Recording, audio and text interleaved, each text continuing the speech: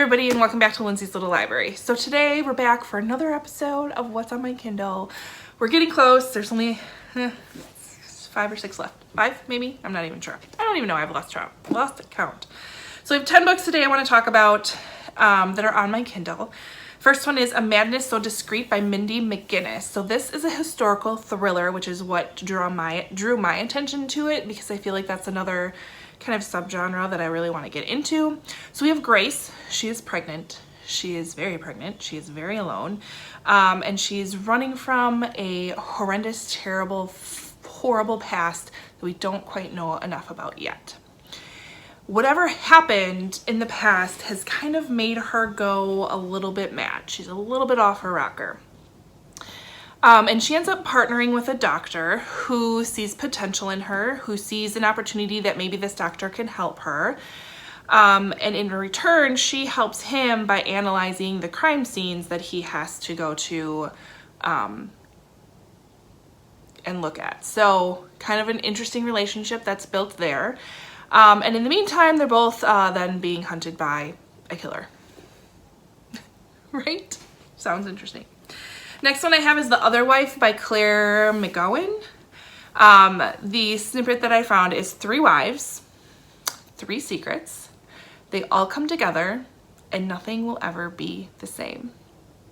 So, like 3 secrets from each other, 3 of the like similar secrets, like do they team up? I have no idea, but I want to know.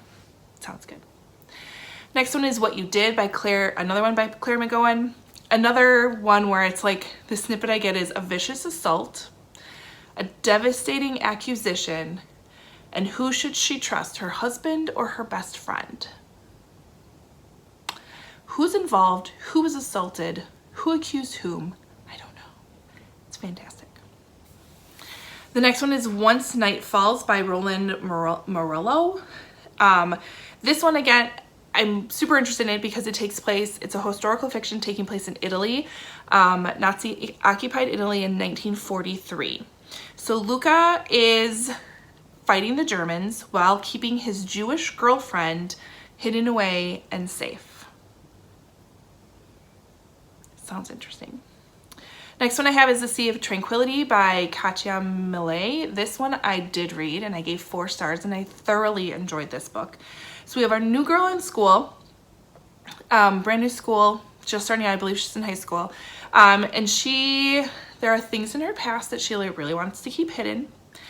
And she meets a bad boy who really likes to just be on his own. So she's kind of staying out of things, but finds solace in him. He'd rather be by himself. He does things to purposely separate himself from other people.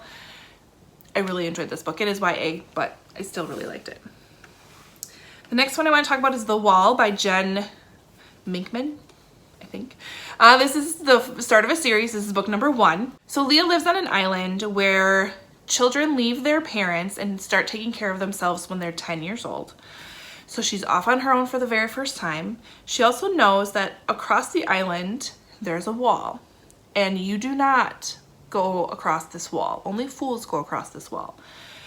And so she's out on her own, and all of a sudden a fool shows up from the other side of the wall and changes everything. I can't imagine a 10-year-old being off by themselves. Like, I have a 10-year-old. There's no way. Like, it's interesting. Next one I want to talk about, I talked about this book before and I still definitely recommend it. It's called Neighborly by Ellie, Monago. I gave this one 4 stars. So we have Kat and Doug.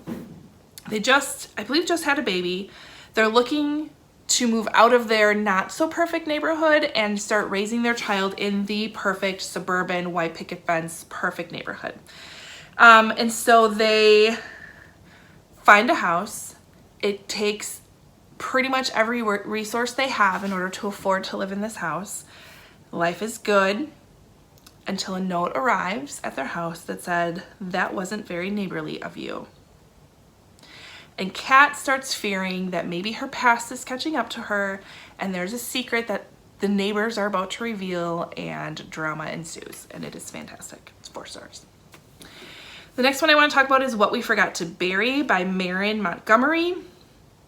So I've got a lot of dark past books in this one. So we have Charlotte has a dark past, but she's safe now. She has found some solace.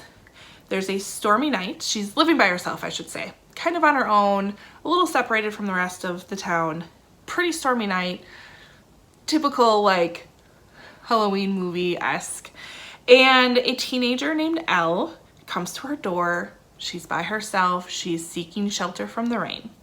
So Charlotte provides it, not knowing that Elle has other plans and they involve revenge. Right? Sounds good. Number 9 is called Only Child by Rhiannon Navin. I gave this one 5 stars. This is from the perspective of, I think he's 6, a 6-year-old boy who survives a school shooting that also involves his brother. And it's from his perspective of what he sees happening after it. Wow, it was good. And then number 10 is No More Bad Dates by Kate O'Keefe. We have 3 friends who form the No More Bad Dates Pact. And so they stop dating the wrong guys and start dating the right ones. Sounds like a sweet contemporary that would be a good one to pick up. So those are the 10 books. A few of them I have read, highly recommend them. If there's any on here that I haven't read that you have read and you like and you want to recommend, of course, comment below. Otherwise, like, subscribe, and all that fun stuff. And I will see you next time. Bye.